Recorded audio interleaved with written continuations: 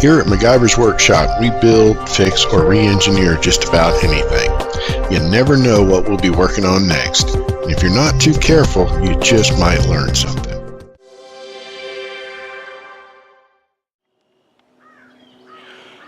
Hi there. Welcome to another episode of MacGyver's Workshop. Now today, got my whole alt-Amish look going on here, but that's actually to keep me from burning up out here in the sun. We're going to do some more work in the storm shelter, which has been an epic bane of my existence. But it's something we got to do because, you know, first time I ever have a tornado that come ripping through here, which we do quite frequently in this area. We are in the tornado belt, so, or tornado alley. I'm going to wish I had it. So, as aggravating as it is to get it done, you know, I'm just going to suck it up and deal with it. So, but anyway. Well, one of the big problems we've had is digging that hole. You know, you might as well be trying to put a basement in, and with that, you know, the water table's high around here. So what we're doing is we're going to, we've dug our hole and we've put some channels in for some French drain at the bottom where the slab's going to go. And we first though, in order to protect our French drains that we're putting in down there and to protect our sump, you know, we don't want all the red clay and mud and everything coming in there and clogging our pumps and pipes and stuff up. So we're going to use what's called, some people call it driveway fabric, some people call it drain fabric. You know, it used to be kind of a felty, woolly kind of stuff, but, you know, imagine it degraded and rotted underground. Now this stuff looks kind of like a tarp, but it's I guess it's more loosely woven, and I'll show it to you here. And it'll allow water to come through, but you know, won't allow light, you know, hence the driveway fabric, I guess, you know, to keep weeds out of your driveway. But let me move the camera around a little bit, and I'll show you what this looks like. Okay, now let me get into where the sun's right here. And if you look at the edge of it, you know, you can see where it kind of frays out. It's like a woven plastic mesh, and water will filter through it, but it'll keep all the rocks and the dirt and all that kind of stuff out of it. So, and it doesn't rot underground, so you don't have to worry about it biodegrading on you and all your hard work that's 10 feet underground going to waste. And there's not much you can do about it when you got about 4 tons of concrete on top of it after the fact. So we want to make it about as permanent as possible here, and low maintenance as possible. So I got it all spread out here. You know, I'm going to have to trim it and cut it to fit the hole. So let's go over to the hole here and we'll see what we got. I'll show you.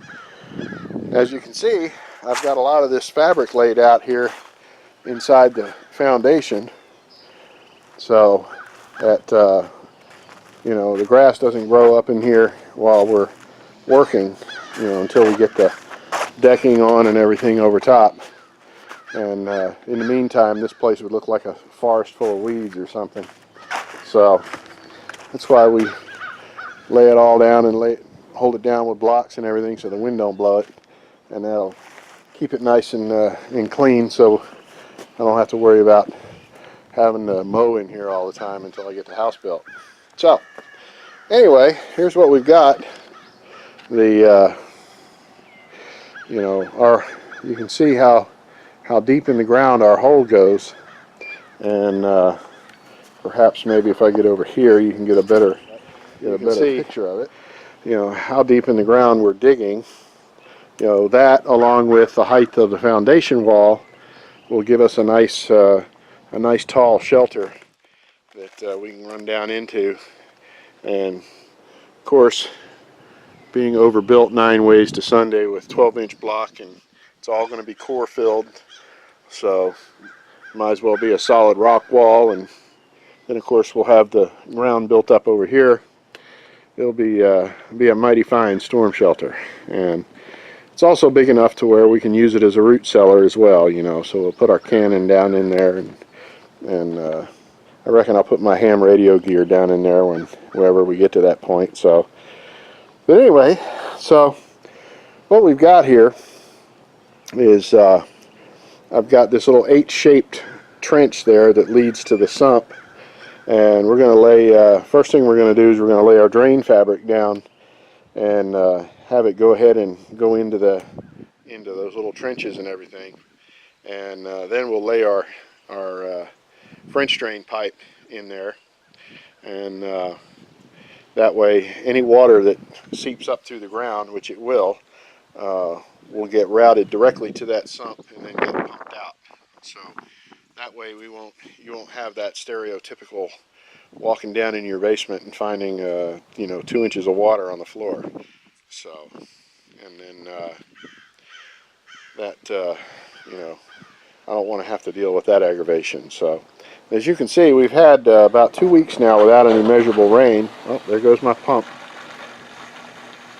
I've got it all automated, so it's every time that sump fills up, it pumps the water out. Right now it's going out through that blue hose, but we're going to have it run out through underground and out through the foundation wall. I've got a hole already made for it. So, but anyway, so like I said, we haven't had a whole lot of rain in the past couple of weeks, but you can tell that there's still water in those trenches, and that's from the water that seeps up out of the ground around here. And we don't want that seeping up into our floor, so we're going to make sure we don't have that problem. So let's get cracking. We got a lot to do.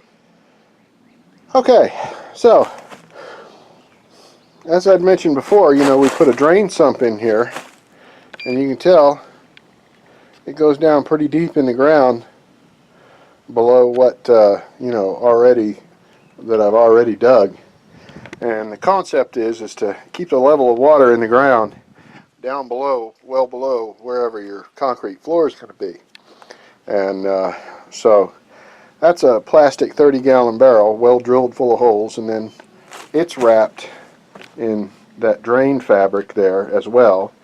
And then we when we got our hole dug, we went ahead and put a liner of fabric in that hole, okay, and then put a little bit of rock in there, enough to set the barrel down in there, and then filled in around the barrel with gravel, okay.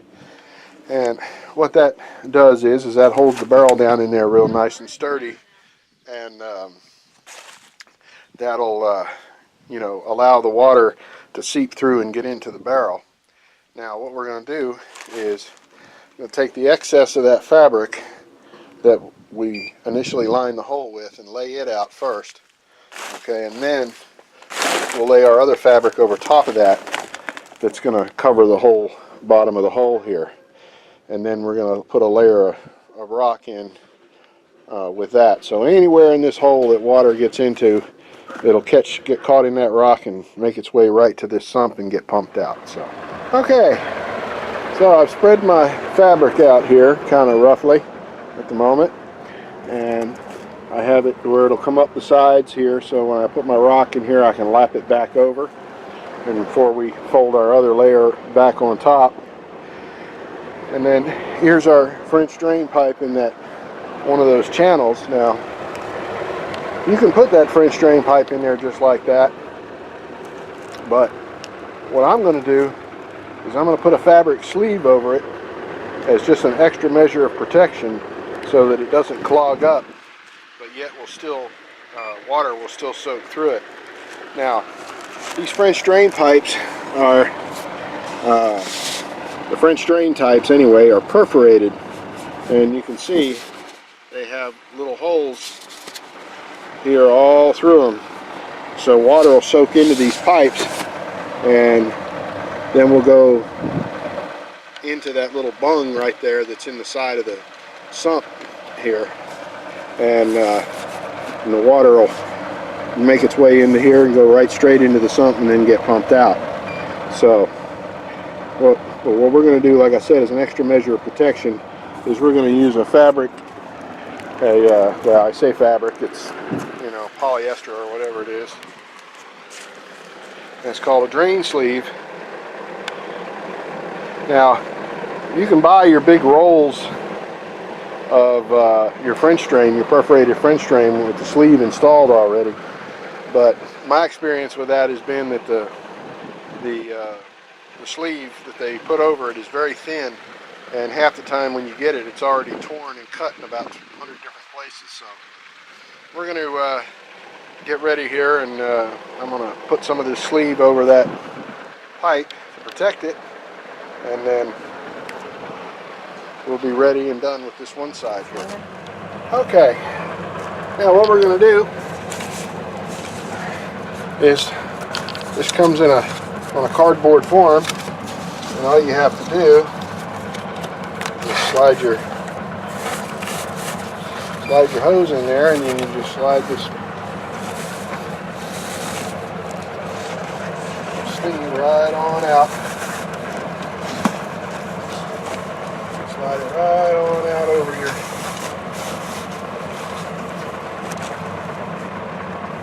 pipe here.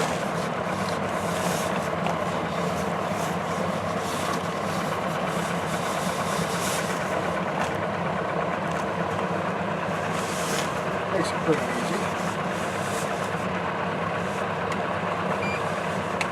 Scissors here. Go like that. Now,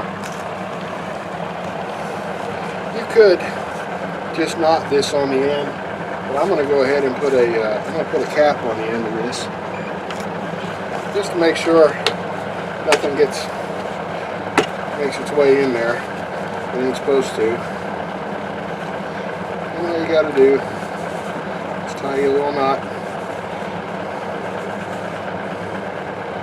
in this, and you're good to go.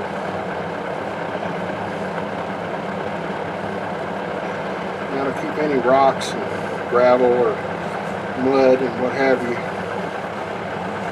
out of the French drain tube here. And plus, the stuff you buy like this is much thicker and much better quality than the hose you buy that already has it on there. So, alright, so now what we're going to do, we've got our bung here already in the barrel. So we'll just slide that up over like that. And let our fabric come over here and over that. And we are good to go. Okay, so now we've got our French drain lines all nice and sheathed up with the sock, as they call it, and we got them all run over here. We got this one running down there, and then it tees over into here. So any water that comes up through there will find its way into those French drain lines and then down into here. So next thing we got to do before we go putting any rock or anything in here is I have to get my electrical run to the sump here, and the electrical bits right now are hiding under that plastic box right there. That's the control module, and you know, where the 110 comes in. So what we're going to have to do is run us two lines off of here over to where our wall is going to be, and then come up and you know, have that's where all our electrical will come in. And then once this is all blocked in and everything's done, then you know, we'll have electric run to it. So, but in the meantime, we'll just feed it with an extension cord. But we still have to get out from there out to here so we can get the rock in here and get concrete poured on it and all that. So, all right. So after much work, we've got our outlet line run from the sump there. Now it's not hooked up yet, obviously. I'm still using my little temporary blue hose, but That's because we've got a lot of work to do yet outside of this slab to get it run out through the wall and everything. I've already got the hole made, but I got a lot of, a little bit of digging to do on that bit. But right now, as far as getting the slab in here, that's what's important. Getting it out, run beyond where the slab's going to go, and then it's turned up and it comes up about a quarter of the way up the wall. And then we've got our lines to run the sensor and all for the pump. They come out this way, and they'll come up out of the slab right there. That's where that block is sitting, is essentially where the wall's going to be in here once we get the slab poured. Now, of course, they're kind of leaned over right now for now, but they'll come up straight out of that slab and go up the wall, and then their control box will be mounted on the wall down in here. So we're doing good. Now I'm at the point where I can start throwing some rock in here, and we're going to cover this all in a nice thin layer of rock, and then lay the rest of the fabric back over top of the rock, and then put plastic over it, and then the concrete can be poured all on top of that. So there we have it.